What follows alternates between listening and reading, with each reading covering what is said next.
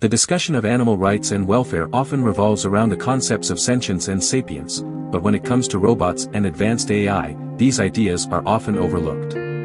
It's possible that we are at a technological crossroads between AI and dignified AI, and it may be time to start considering the rights of robots in our conversations.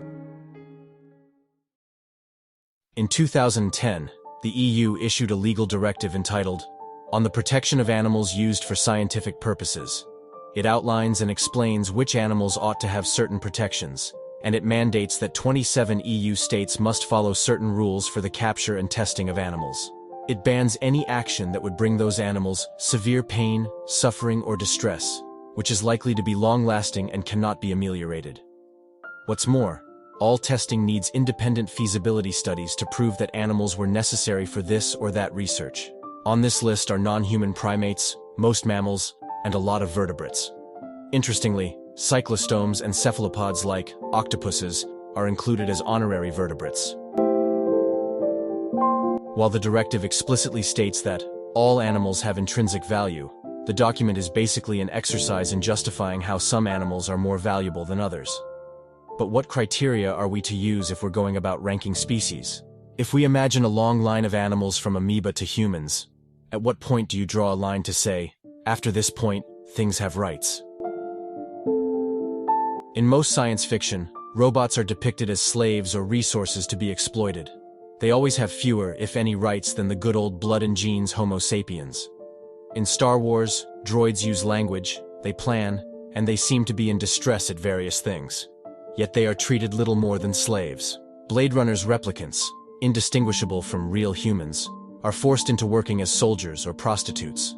Star Trek even devotes an entire episode to the question of whether Data can choose his own life path. Science fiction depicts worlds void of any kind of robot rights. This is because we are all raised with a kind of emotional disconnect from robots. They are set apart and different.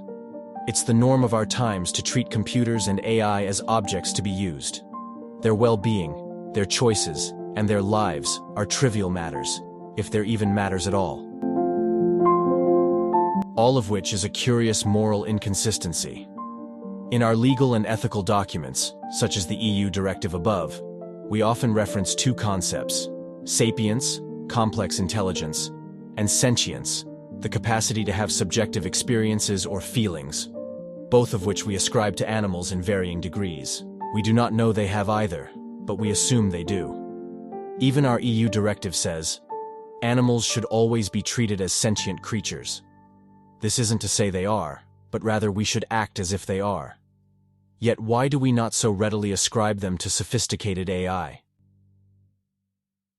The Turing test is a famous experiment where human users ask an artificial intelligence a series of questions to determine whether it is indistinguishable from a human or not. It's a question of intelligence and imitation. But what if we turned this on its head and made a robot rights Turing test? What if we asked the question, what is it about a robot that excludes them from rights, protections, and respect? What makes robots different to humans? Here are just 3 possible suggestions and their replies. There are 2 questions, hiding within one big issue. The first is whether an AI is worthy of personhood. This is perhaps too big a question for now, and something that might never be satisfactorily answered. The second, though, is at what point does AI qualify to be treated with respect and care? When can we no longer exploit or mistreat advanced robots? It might well be that future generations will look back aghast at our behavior. If we imagine a future where sentient and sapient AI are treated just as humans are, we can also imagine how shocked they would be at our age. If the AI of the 22nd century are our friends, colleagues, and gaming partners, will the subject of 21st century exploitation be an awkward topic? Perhaps we are on the precipice of dignified AI. No one is campaigning for calculators' rights, but maybe we should start to reappraise how we look at the generalized, impressive AI we are creating. We have one foot on either side of a technological threshold, and it's time to re-examine our ethical and societal values.